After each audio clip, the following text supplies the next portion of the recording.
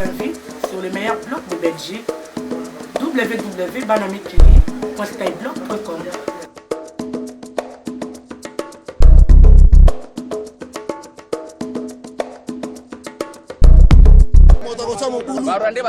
This man says, Congo belongs to us. We'll fight M23 until they're defeated.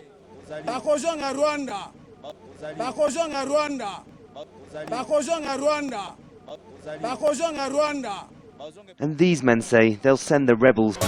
Après une série de victoires militaires contre les rebelles du M23, la République démocratique du Congo se retrouve en position de force à Kampala. La capitale ougandaise accueille un sommet des chefs d'État de la région des Grands Lacs. La situation congolaise sera au cœur des débats sur fond de tensions croissantes avec le voisin rwandais. Les négociations s'annoncent serrées. Kinshasa veut obtenir le désarmement du M23. Kigali, de son côté, n'a pas l'air prêt à lâcher les rebelles. Que peut-on attendre de cette réunion? Élément de réponse avec Thierry Vircoulon, directeur pour l'Afrique centrale de l'International Crisis Group. Il est l'invité d'Olivier Roger. Bonjour Thierry Vircoulon. Bonjour. Après les récentes victoires des forces congolaises et de la brigade d'intervention contre le M23 au Nord Kivu, Kinshasa arrive en position de force au sommet des chefs d'État de la conférence internationale des Grands Lacs qui s'ouvre ce jeudi. Pensez-vous que Kinshasa puisse doubler sa victoire sur le terrain par une victoire diplomatique ? Oui, c'est possible. On peut dire que le gouvernement congolais arrive à Kampala avec un certain nombre de soutiens. Il y a eu bien sûr les avancées de l'armée congolaise sur le terrain. Ben Ki-moon a reconnu que les bombardements sur le territoire rwandais étaient le fait du M23 et non des FARDC. Il y a une déclaration des affaires étrangères américaines qui disent détenir des preuves du soutien du Rwanda au groupe rebelle. Et j'étais la semaine dernière à l'Union africaine et la réunion du Conseil de paix et de sécurité qui se tenait au moment où il y avait des combats dans l'Est a condamné unanimement le M23. Donc on peut dire que même du côté des Africains, Kinshasa bénéficie d'un grand soutien. Mais il n'est pas évident que ces soutiens diplomatiques seront suffisants à Kampala parce que ce qui se profile à Kampala, qui apparaît un peu comme le sommet de la dernière chance, c'est de trouver une formule pour relancer les négociations avec le M23. Or, négocier avec le M23, pour Kinshasa, n'est pas une position confortable et on pourrait même dire que le président Kabila aurait beaucoup à perdre à reprendre les négociations. Au plan interne, l'opinion publique au Nord Kivu est chauffée à blanc, on peut le dire. Et puis l'image politique, toujours en interne du président Kabila, ne sera pas très bonne s'il annonce une reprise des pourparlers avec le M23 au moment où il doit lancer un grand dialogue national. Kinshasa réclame le désarmement du M23 et il a pour cela l'appui d'une partie de la communauté internationale et notamment de Mary Robinson, l'envoyé spécial de l'ONU pour les Grands Lacs. Le M23 a-t-il les moyens de s'opposer à cette double volonté de lui imposer un désarmement ?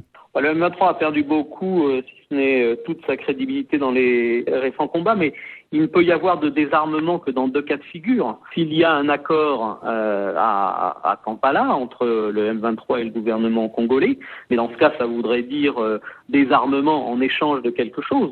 Ce que réclame le M23, c'est sa réintégration dans les forces armées congolaises. Ça paraît assez compromis. L'autre cas de figure, c'est un désarmement forcé. Donc, ce qui veut dire reprise des combats au Nord Kivu et éventuellement épreuve de force avec le Rwanda. Pensez-vous que Paul Kagame, qui a été quand même accusé par l'ONU de soutenir le mouvement rebelle, va prendre le risque de poursuivre ce soutien, voire même d'augmenter son soutien ? Je crois que Kigali est en train de s'entêter dans une politique de soutien au M23 et a envoyé un certain nombre de signaux indiquant qu'il était prêt à l'épreuve de force. Pensez-vous que Paul Kagame pourrait prendre le risque d'une confrontation généralisée, qui verrait ses hommes affronter les casques bleus de l'ONU ? Je ne pense pas qu'on puisse se retrouver dans cette situation. En ce qui concerne le Rwanda, on est en train de jouer au poker, en train peut-être de parier sur le fait que les Nations Unies finalement reculeront. Mais je crois qu'il y a aussi un jeu régional qu'il ne faut pas perdre de vue.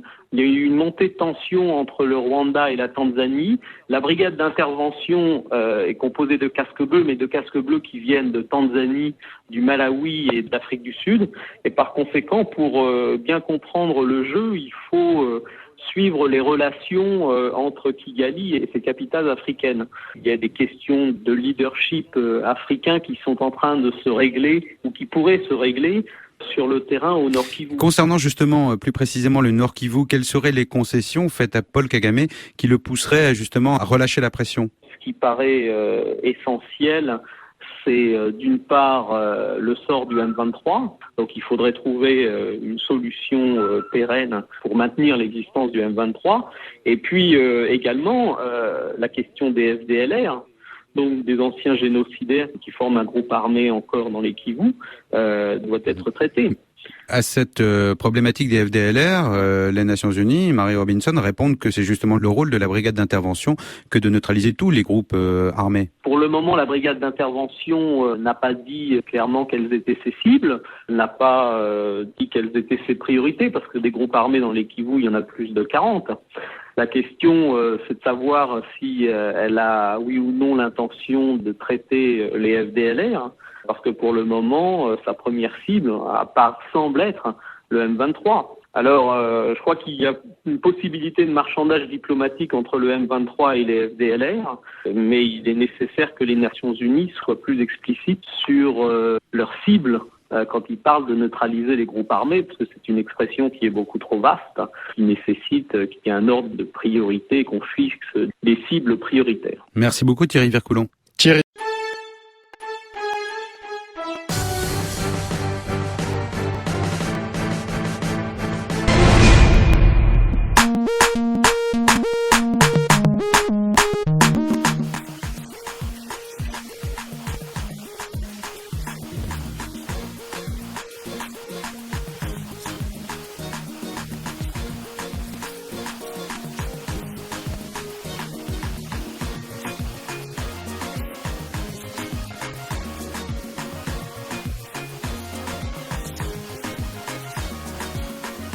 Personally, personally.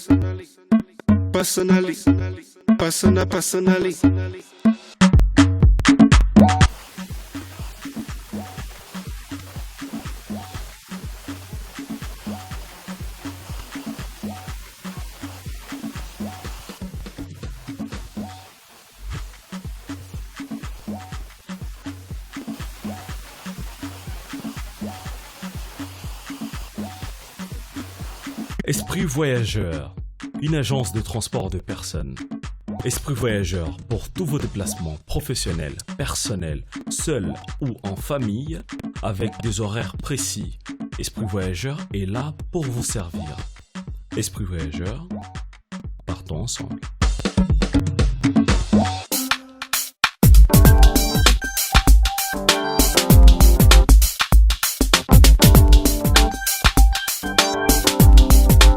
Ndengo yo tokobola Zambola mboka nyoso Tele mape otuna Bakoloba ndenge ya kombato Ndengo yo tokobola Zambola mboka nyoso Tele mape otuna Bakoloba ndenge ya kombato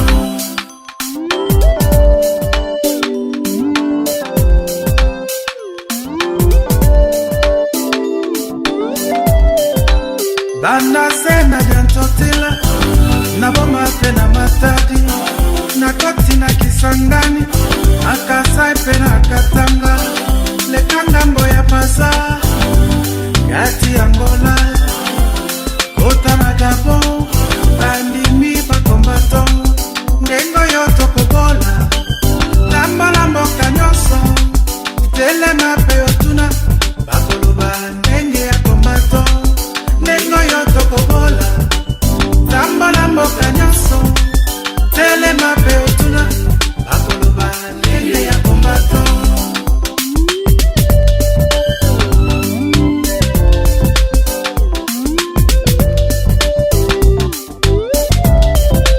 Na Porto tina Bruxelles Converse tina Liège Kitana mama Paris Italie, Espagne,